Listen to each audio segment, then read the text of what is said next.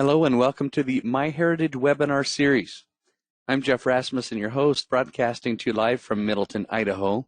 Today we have Janice Sellers, who is with us live in the beautiful state of Oregon for her class, Mining the Newspaper Databases on MyHeritage for Your Family History. Thanks to Janice and thanks to the more than 1,800 of you from 29 countries around the world for registering for today's live webinar, wherever and whenever you are. Glad to have you with us. And we're thrilled to introduce MyHeritage Education, a new online resource center for enhancing your understanding of MyHeritage's tools, products, and services, and to help you make the most of your family history research. The website includes a wealth of educational materials that will help you learn about every facet of MyHeritage, articles, how-to videos, and the MyHeritage webinars covering a wide variety of topics. MyHeritage Education is currently available in 10 languages. I'm also excited to invite you to make history and join us for this 24-hour genealogy webinar marathon, which occurs this Thursday and Friday, where you'll expand your genealogy horizons broader than ever before with 24 free back-to-back uninterrupted lectures from the comfort of your home. So to learn more and to sign up, visit familytreewebinars.com/24, and we'll see you there. And now I'd like to introduce today's speaker, Janice Sellers. Janice has researched her own family since 1975 and conducted research for others since 2005. She is a board member, programming director, and publicity director of the San Francisco Bay Area Jewish Genealogical Society. She has been on the staff of the LDS Family Search Center since 2000. She has a BA in French with minors in Spanish and Russian, and graduate studies in library and information science, computer programming, and music. She has worked as an editor, indexer, and translator since 1983. Please put together your virtual hands and let's give Janice Sellers a nice warm webinar welcome. Hi, Janice, and welcome to the webinar. Hi, Jeff. Thank you very much. I'm very happy to be here. Well, so good to have you here on the topic of newspapers, too, which we all love, but really looking forward to learning more about where to find them on MyHeritage. So, Janice, your screen looks perfect, so the time's all yours. Thanks again. Thank you very much. And that is the case. We are talking about using the newspaper databases on MyHeritage. They're not one of the most obvious things in the world, so we'll have to go and hunt for them. But let me give you a little bit of background about, about newspapers. Newspapers, by their very nature, are actually secondhand information. And some people definitely have made comments about that fact to one degree or another. So Christopher Hitchens talked about it and became a journalist because he didn't want to rely on newspapers for his information. And if you've ever seen The Wiz, Eveline proclaimed, "Don't nobody bring me no bad news." But that's what they like to put most in the newspapers. Now, newspapers themselves in the United States, the original purposes for their being published was primarily advertising, national and local news, and legal notices, which sounds pretty dry and boring. And you might not think that there would be much of a chance of finding information about your family in newspapers like that. But we have this lovely little passage here. 2 English captives escaped from the hands of the Indians and French at Passamaquoddy, and Captain Mason was at Port Royal and cut their faces. Well, if you happen to be related to Captain Mason, he was actually in the newspaper in 1690. So even that early, you can find people's names and find out what they were doing. Even if it doesn't give you the bare BMD facts about the family members, it tells you more about their lives.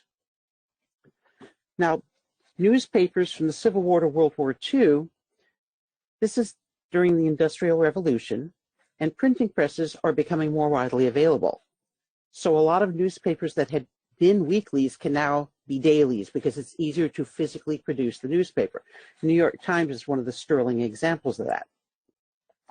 And you see a lot of small towns actually getting newspapers, and you get it in county seats, towns throughout the country, because it's easy to make the paper.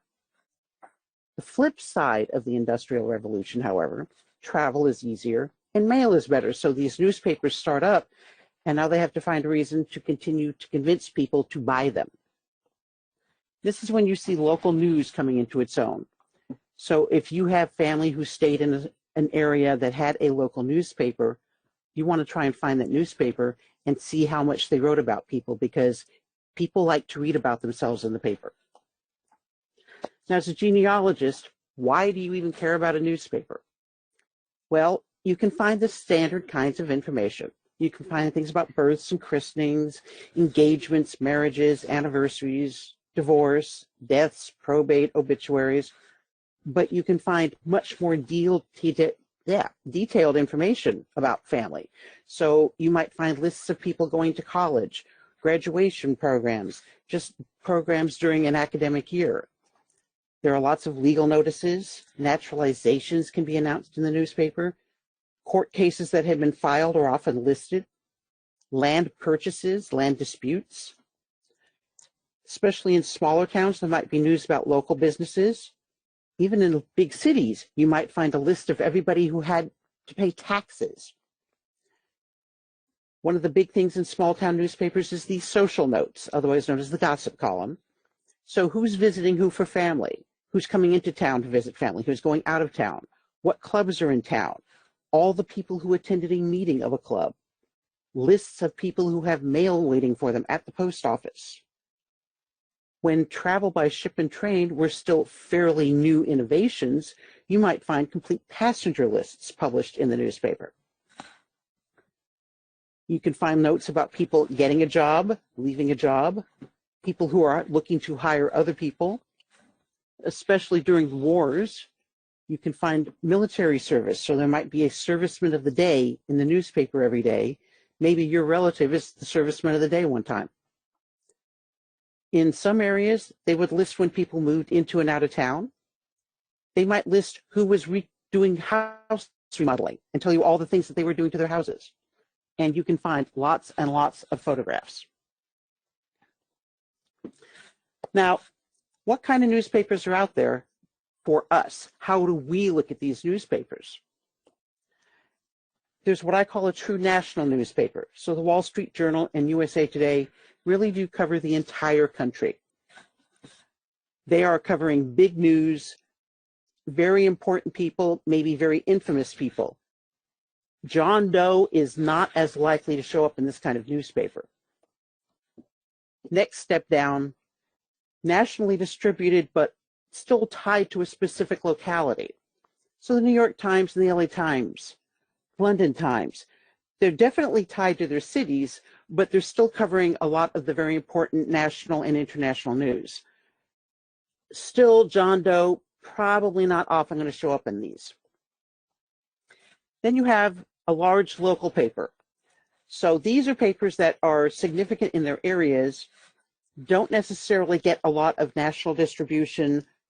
People outside the area may not have heard of them. Your person in your family is now getting a much better chance of showing up in this local paper because they're covering their own area a little more in depth.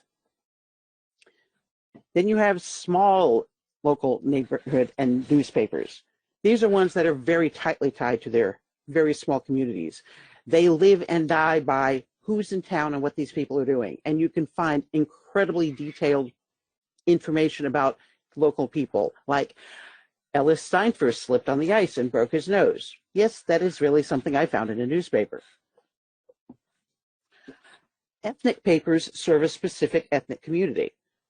There's not really as many being published as there used to be when we had the massive waves of immigration in the late 19th and early 20th century, but they still exist now.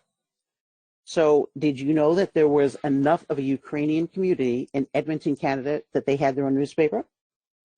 Some of these might be published in English. Some of them might be published in the native language of the immigrant community. And then institutions have their own papers. So military, we have Stars and Stripes. Universities, they often have not only a student newspaper, but sometimes a faculty and staff newspaper. So Brandeis had the student newspapers called Justice. A company named Big Magnesium published a newspaper for its employees called it Basic Bombardier. A lot of religious groups publish newspapers, so the Christian Science Monitor is actually still being published today.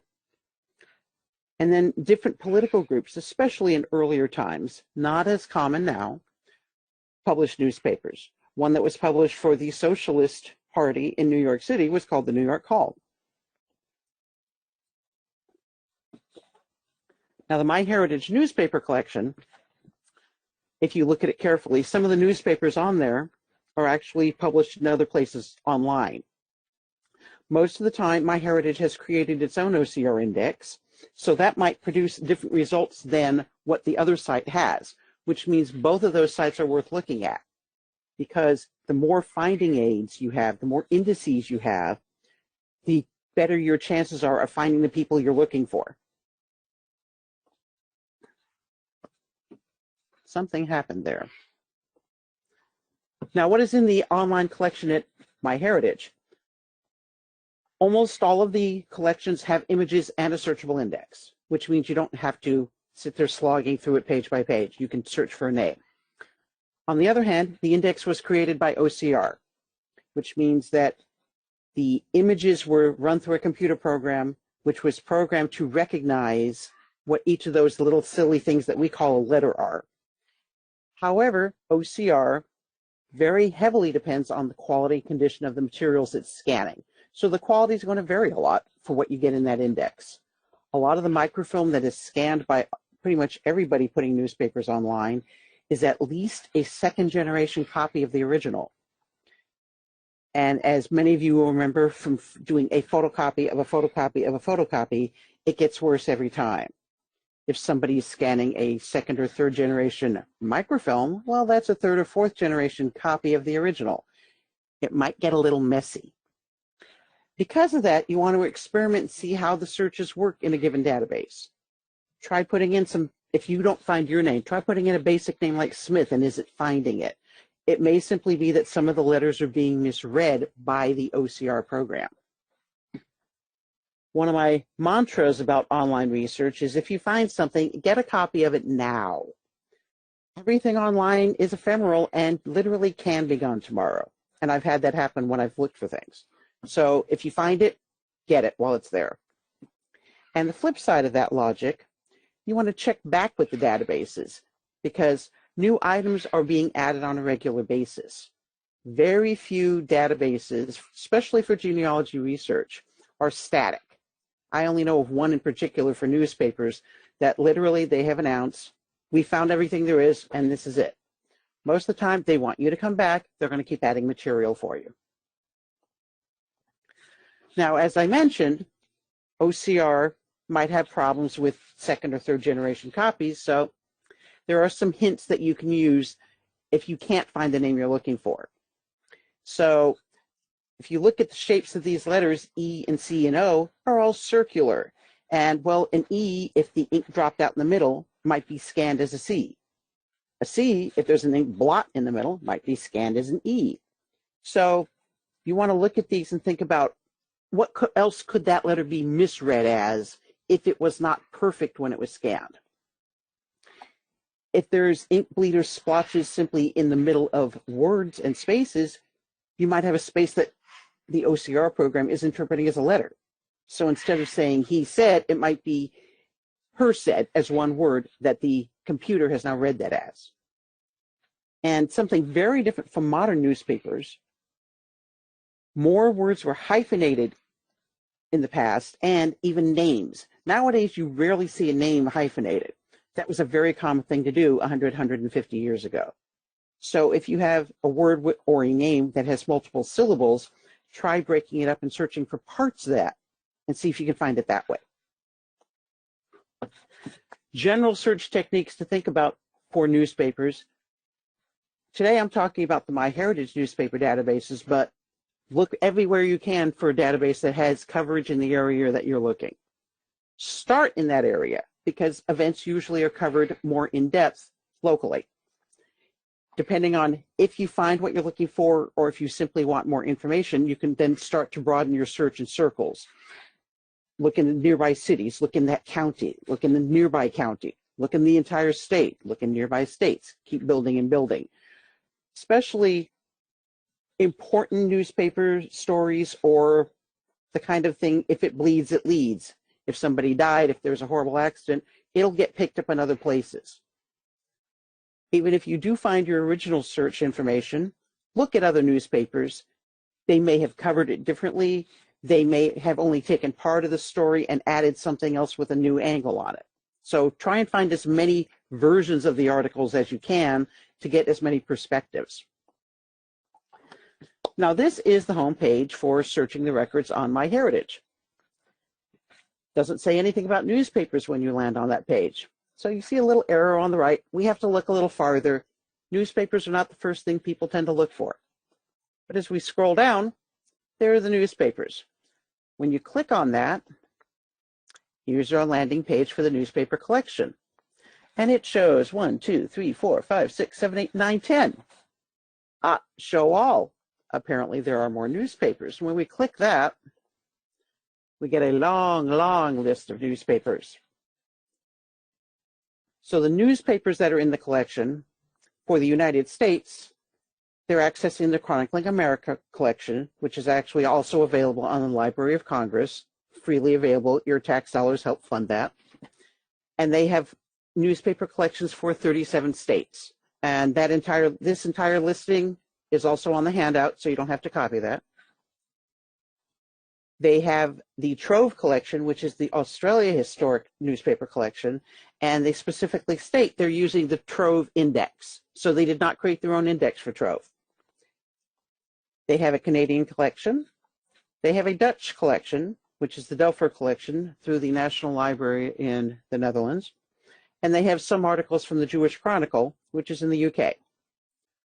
Along with the newspapers, there's a selection of several magazines in the same collection in that long listing. And this is the list of those.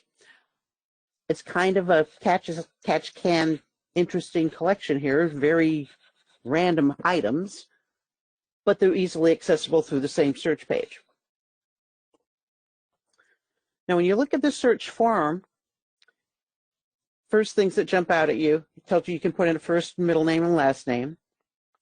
Down at the bottom, it automatically comes with the with translations checked off, and you can also click on exact search. Not clicking exact search is actually to your benefit primarily because of the OCR questions. So if something is close, not having exact search checked gives you a better chance of the search engine picking it up anyway. And in the upper right, there is an advanced search, just to see what that looks like. Oh, wait, the first and middle names and the last name? No, not really.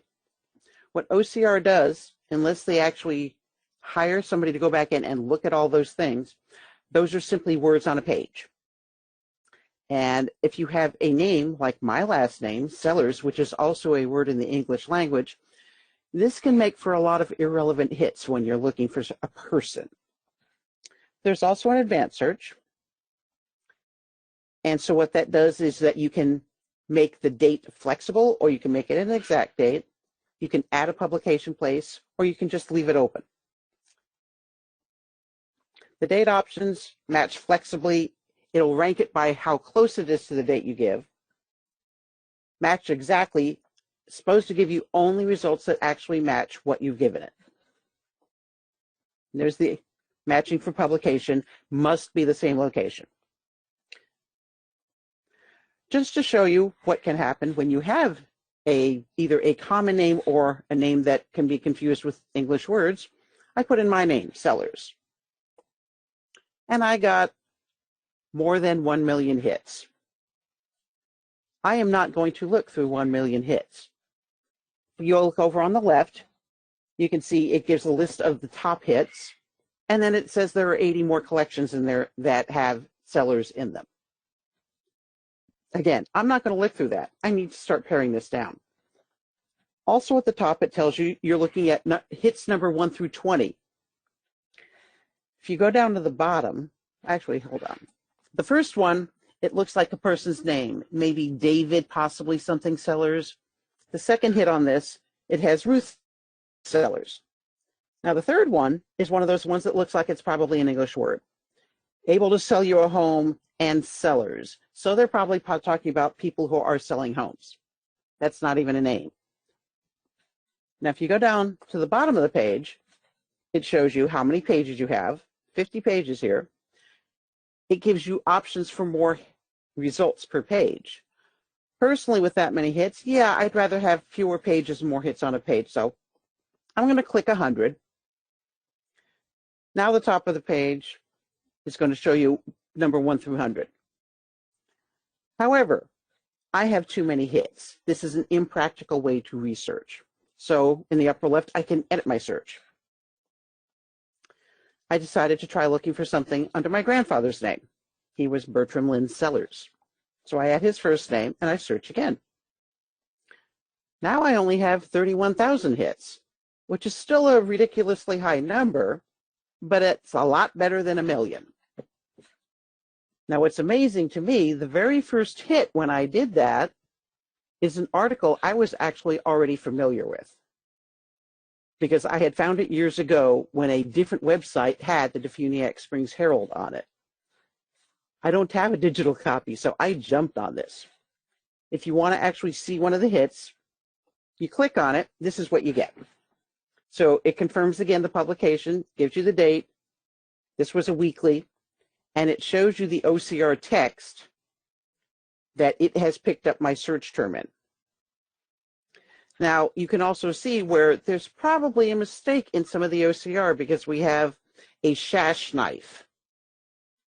That doesn't seem to be a real word. So I don't think that's really what it says there. When you scroll down on this page, it actually gives you a box with all of the OCR text in it. So if you cannot find it when you're looking at the page, you can search in there and get an idea of where on the page it is. Now, I want this page. I don't have an electronic copy of it already. So I tell it to save the record. When you do that, you have to connect it to somebody in the tree that you have on MyHeritage. So I have my grandfather in the tree, and I start typing his name, and it automatically pops up with it. So I click on him and say, yes, that's who I want. Save the record. Okay, when you click continue, it now gives you the option of extracting the information from this article into your family tree. I happen to know this particular article doesn't have anything like birth, marriage, and death, but it does have the source citation and everything like that. It's still something about my grandfather, so I want to keep it. The image of the newspaper page there, if you click on that small magnifying glass in the corner, you now get the page pops up as a whole page, and you can either print it or download it. In this instance, I decided I wanted to download it because I want to keep a copy of it. When I did that, here's the paragraph about my grandfather. He loaned to the exhibit at the Historical Museum in Defuniak Springs some of his unusual carpenter's tools, including 2 rare wood triangles. Before I found this article, I didn't know my grandfather had any kind of collection of carpenter's tools. I thought that was a pretty neat thing to learn about him. But one of the things you'll notice here is the extreme curve on the right. So this was probably either microfilmed or scanned from a bound copy, and it couldn't be flattened all the way. I'm really lucky that the paragraph of my grandfather is actually in the middle, so I can get the entire text. Off to the right, you can see some of those words are cut off. This is one of the disadvantages of how newspapers are traditionally stored in libraries. Well, so if I go back to the page with all the results, I know that my grandfather lived most of his life in Florida. That particular newspaper was also in Florida. So on the left column, I decide I only want to see the results for the Florida newspapers. And as it said in that column, I now have a little under 1,500 results. Well, when I did that, the second item that showed up on the Florida list, I immediately recognized all the names. Because there's my grandfather, Bertram L. Sellers. It mentions, leaves his wife, Bertha P. Sellers. Sounds kind of like an obituary, possibly. His 2 sons, George and Richard Sellers. 2 sisters. These are my grandfather's siblings and his nephews. So I know this is family information. I want to find this one too and get it. I did the same kind of process of following through, linking it to my grandfather in my tree and downloading it, and I now have an obituary for my grandfather's brother.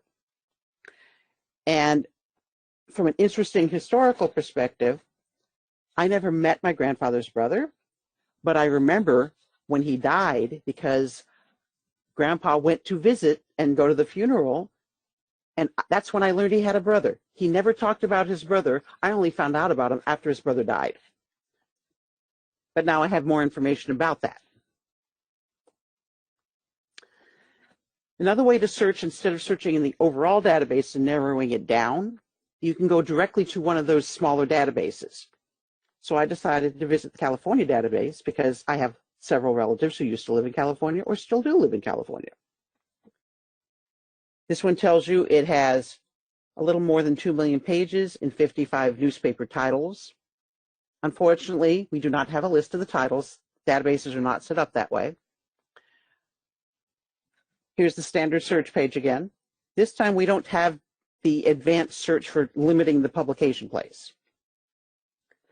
So I decided to look for the last name Branian because I know that I had a cousin, Samuel Branian, who was rather prominent in Southern California, and I wanted to see what I could find about him.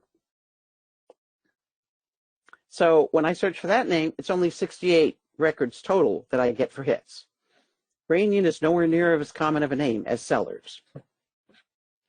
I didn't see anything in the initial hits. If you look on the left where I've circled it, you can also refine the search by title, by year, or by specific location.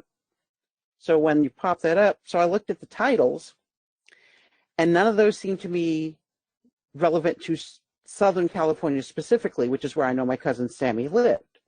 So I decided, okay, I'm not going to do that. What else can we do? And I just started paging down, looking at all the hits.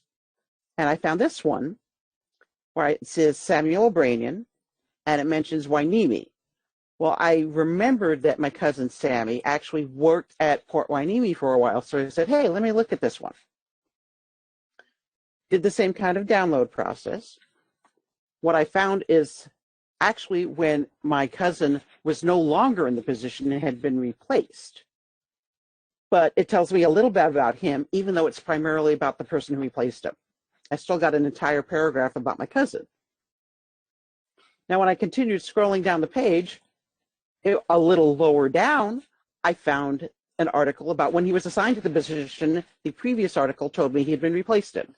So I now have actually quite a bit of information about what he did at this national laboratory in Port Wainimi. And I even have a photo of my cousin when he was a lot younger than I remember him. Trying out other ones, I wanted to see what was in Canada.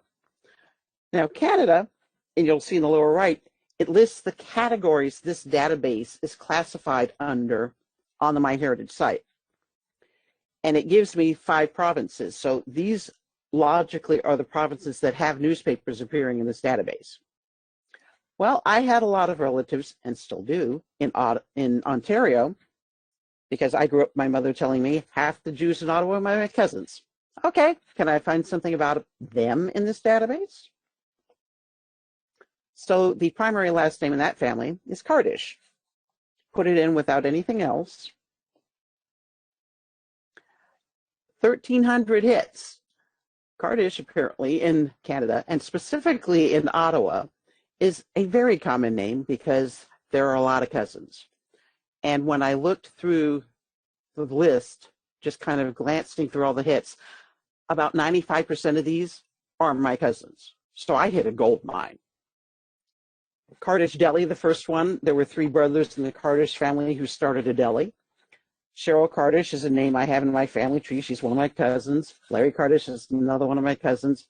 Almost all these Kardishes are my family. So I went through and found some interesting ones.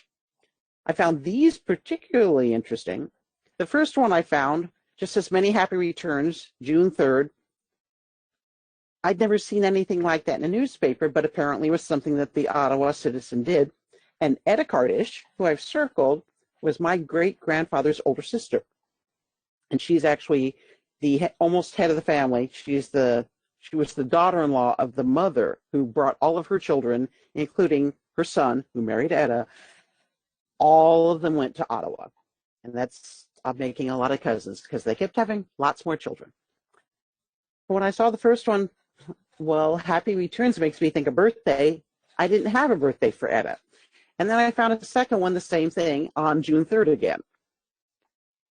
I happened to doubt seriously her birthday was actually June 3rd because she came from the Russian Empire and probably did not know her true birthday. But apparently, June 3rd is the birthday she used after she immigrated to Canada. So I can put that in my tree now and say about June 3rd because I'm probably never going to find documentation to prove she really was born that day or not.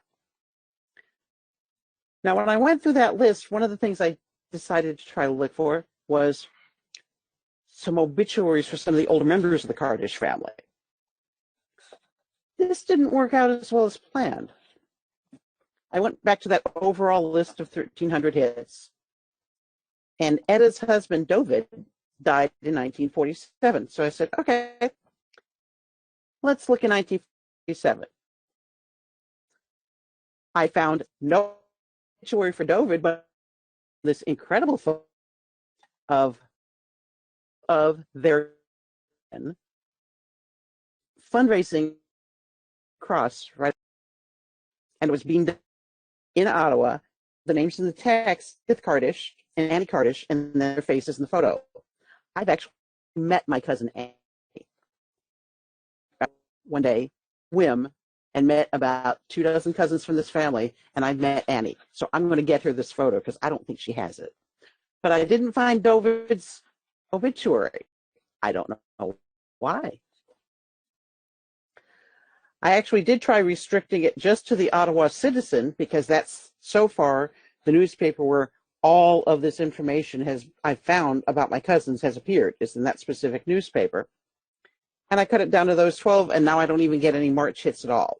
So yeah, her obituary does not seem to be here at all.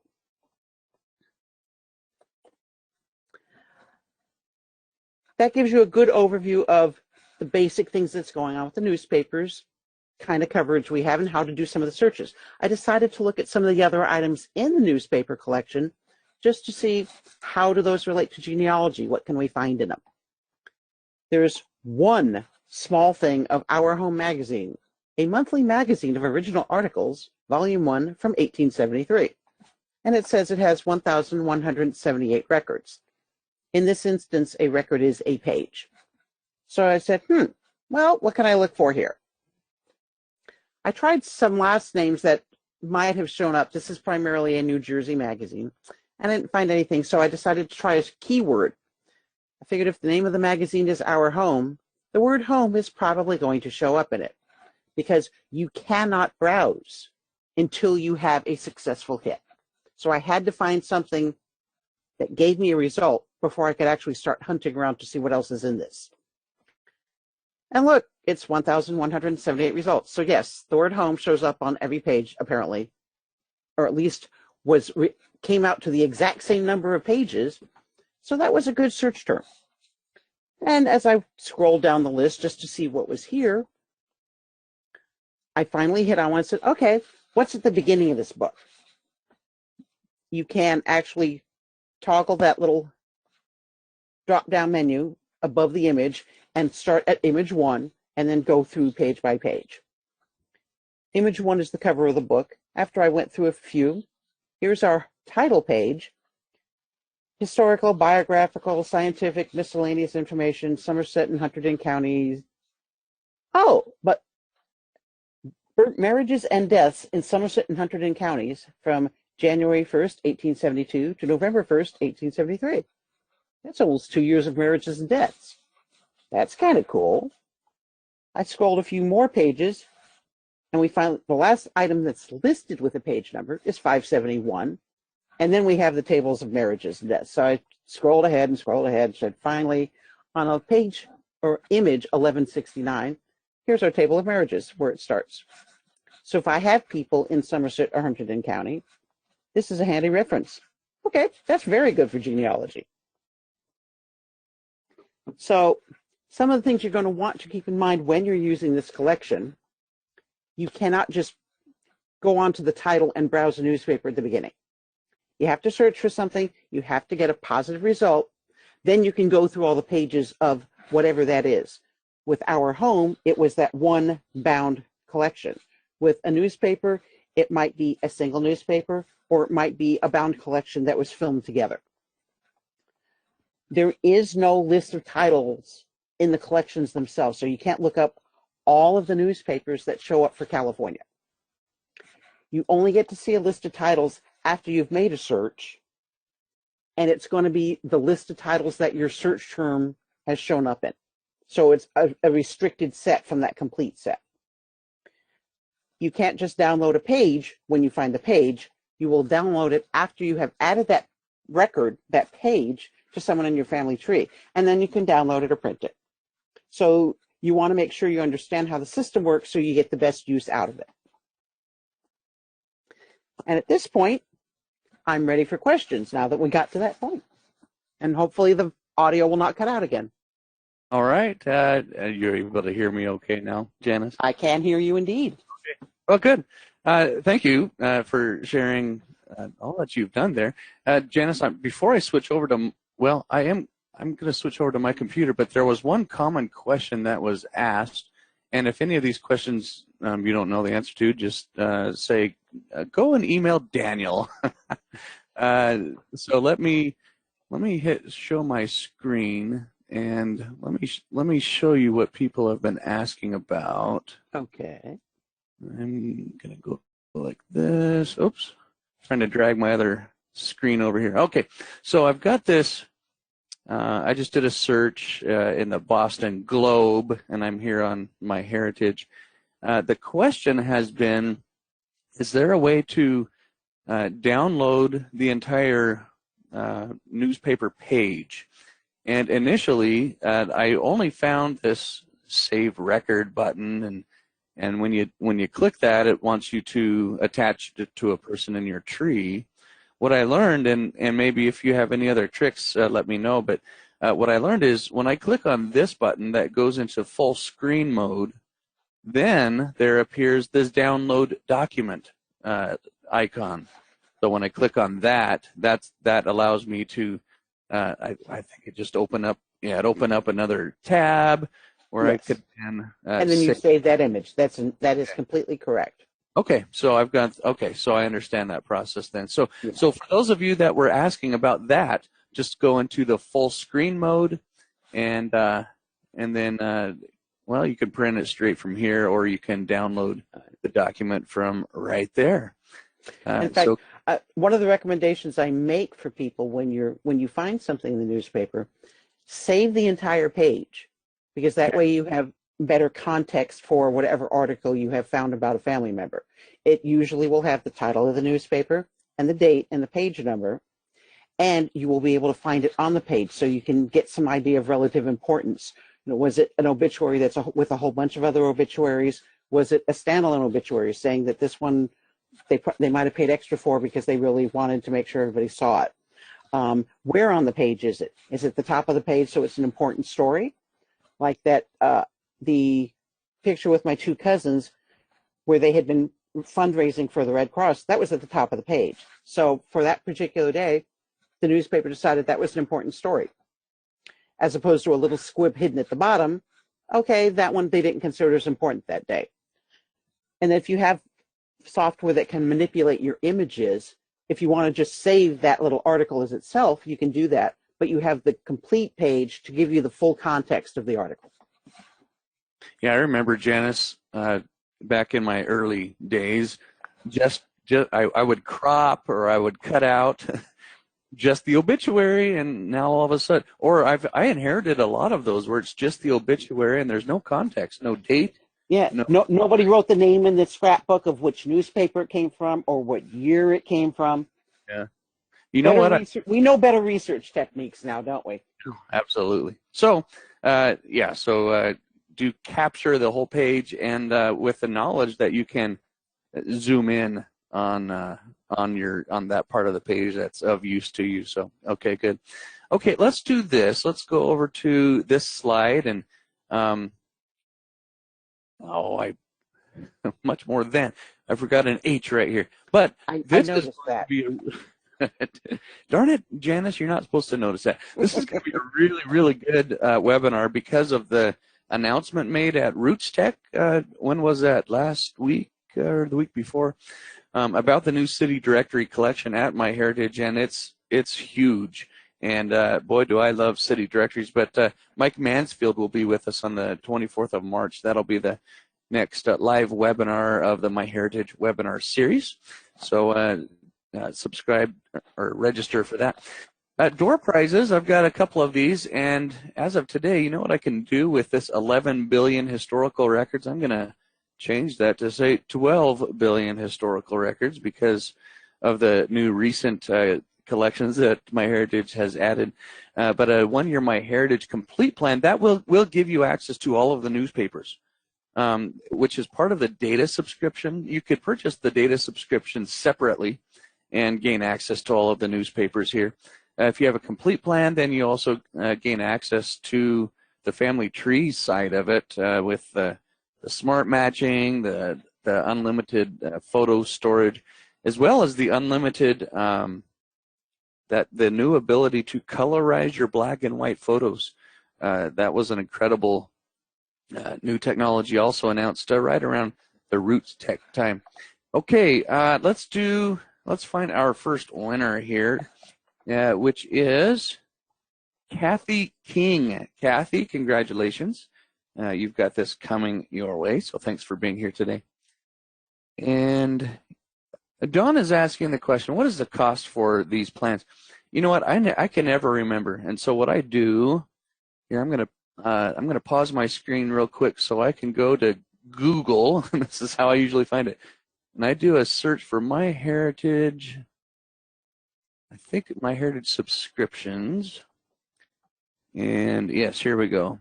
If you go to myheritage.com / well, I've got to sign out just a second. You're going to like this, is going to be worth it.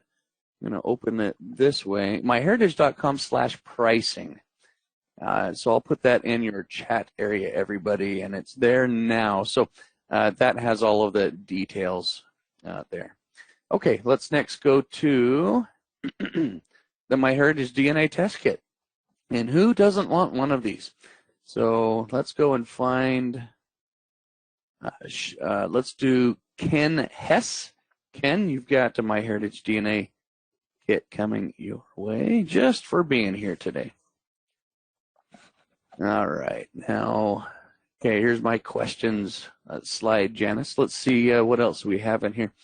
One of the questions was, and I think you covered it, but maybe just refresh or remind us about this. Is there a list of the titles, or how do we really understand what newspapers are in MyHeritage? And unfortunately, the answer is there is no list.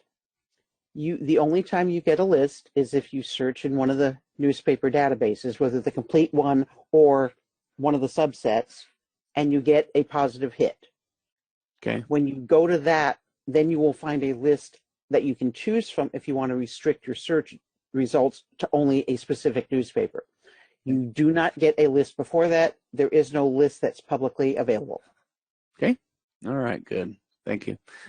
Robin says, and I don't know, maybe you would say go look at Judy Russell's blog for this, but what are your thoughts on copyright and newspapers? Can an article that we find in a newspaper, even on MyHeritage or anywhere else, what can we do with that? Can we put it in our... well, Judy and I both lecture on copyright, okay. So I do know about this. Glad. Thank Absolutely. you. Tell us what you think.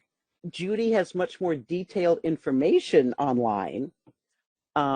You always make the presumption that something is under copyright unless you can verify it isn't, because that way you're staying out of trouble and you're doing the ethical thing. Okay. Realistically, most newspapers before 1978 probably are not covered by copyright, but you need to check.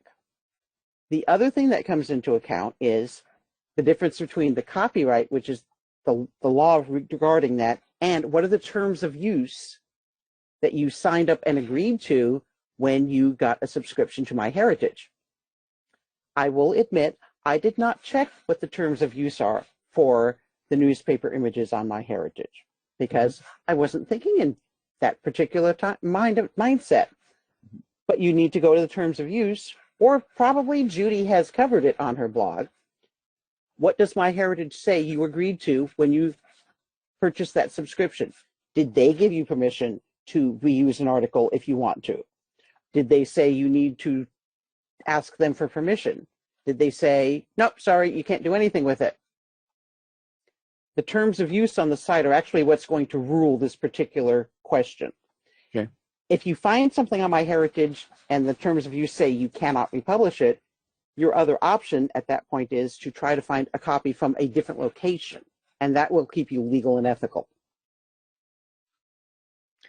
Okay, appreciate it. Thank you. Another question that's coming in here is once you have you have your list of results there on the screen, is there a way to further filter the list? Have you found? Can you filter it by year?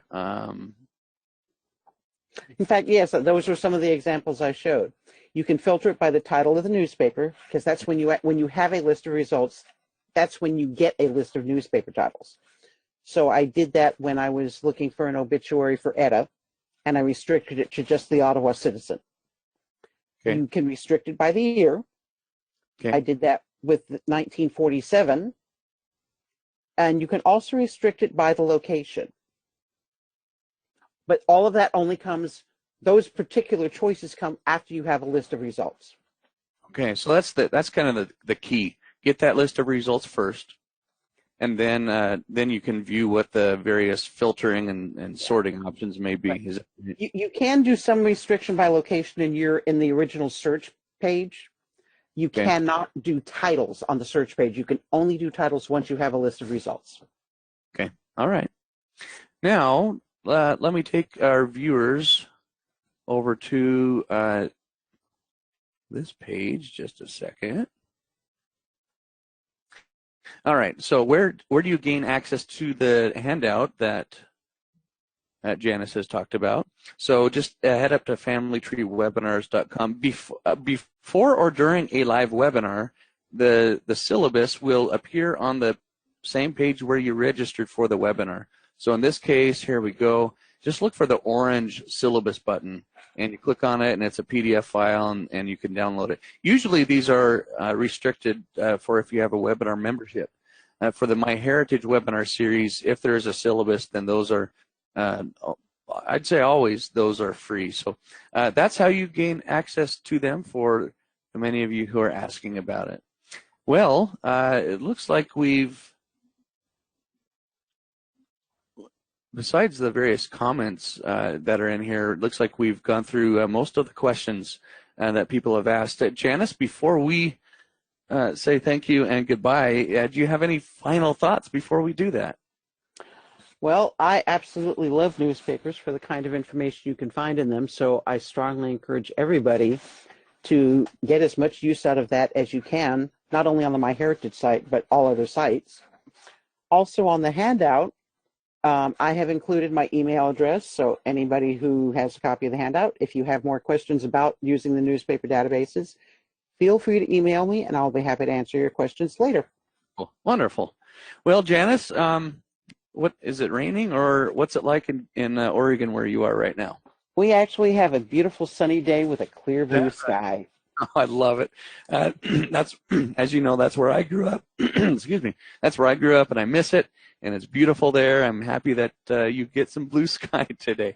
Well, we've got some sunshine in our lives now as a result of your webinar here today and the newspaper collection up at MyHeritage. So thank you, Janice, and thanks to the rest of you wherever and whenever you are. And enjoy the newspapers up there at MyHeritage. We'll see you on Thursday for 24-hour genealogy webinar marathon. Bye, everyone. Bye, Janice. Thanks again. Thank you. Everybody have